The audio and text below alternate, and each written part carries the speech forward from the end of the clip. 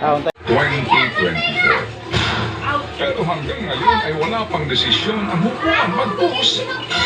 Matapos lamang maghain ng karagdagang petisyon ang isang dating maestrado, tsaka po lamang naglabas ang Supreme Court ng kautusan na pigilan ang paggalaw sa natitirang 29.9 billion pesos na pera ng PhilHealth. Kailan maglalabas ng pinal na hatol ang Supreme Court?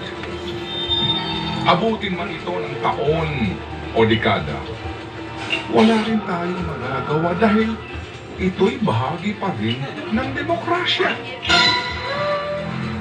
At sa mga nagbabalak pong pumanik ng Supreme Court para questionin po naman ang 2025 national budget, mamuhunan na po tayo ng haba ng pang-unawa at pasensya sapagkat malamang na taon na naman ang bibilangin bago magdesisyon ang kataas-taasang hukuman na tinaguriang sandigan ng ating demokrasya. Ang Kongreso din ay sandigan ng demokrasya. Sila ang voice of the people. Sila ay dapat maging boses ng mamamayan, lalo na ang mga direktang kinatawan ng taong bayan, ang tinatawag nating mga representante ng mamamayan, representante ng bawat distrito. Kasama na ang mga representante ng iba't ibang sektor, ang party list. Sa kini-question 2025 budget, ang bumoto ng kontra mula sa mga representante ng mamamayan ay patatlo lamang. Sa mahigit na 300 mga representante, patatlo lamang ang tumutol.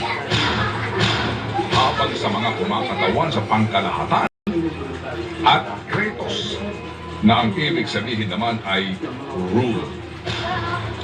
Demokrasya.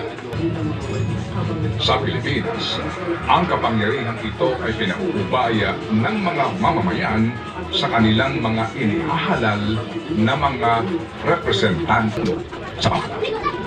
Sa nangyayari ngayon sa ating bansa, totoo bang ang boses ng mamamayan ay siyang tinig ng mga kinatawan? Sa 2025 national budget, binawasan po ng mga kongresista at senador ng 50 billion pesos ang pondo para po sa Pantawid Pamilyang Pilipino Program.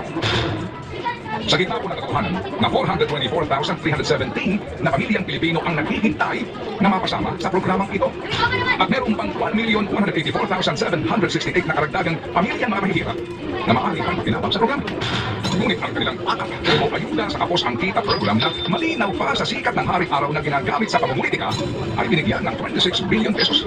At mismo ang budget ng Kamara ng Representante ay dinagdagan nila ng 17.3 billion pesos. At ang PhilHealth ay hindi nga po binigyan ng subsidiya. Tunay nga bang patas at malaya ang mga nagaganap na halalan sa ating bayan? Kung ang isang ilan na lang ang naglalakas loob na maghain ng kandidatura para banggain ang mga dampuhalat, makapangyarihang angkan sa mga bayan, lungsod, dalawigan, distrito o bansa. Sa kasalukuyang komposisyon ng mga nagtatabaang dinastiya sa Senado at Kamara ng Representante at mga lokal na pamahalaan sa nangyayaring paghahari ng mga bilyonaryo at negosyante sa ating legislatura, hindi po ba labas na piling mga tao na lamang, mga naghaharing uri ang totoong nagpapatakbo at nagdedesisyon sa ating gobyerno?